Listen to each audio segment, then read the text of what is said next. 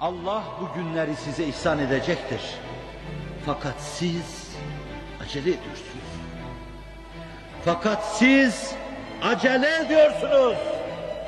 Ekinler yeşilken tırpan kullanıyorsunuz. وَلَاكِنَّكُمْ تَسْتَعْجِلُونَ. Vakti merhunu gelinceye kadar, zamanı merhunu gelinceye kadar siz size düşeni yapacak, şen-i rububiyetin gereğine karışmayacaksınız. اَوْفُوا بِعَهْدِي اُوفِ بِعَهْدِكُمْ.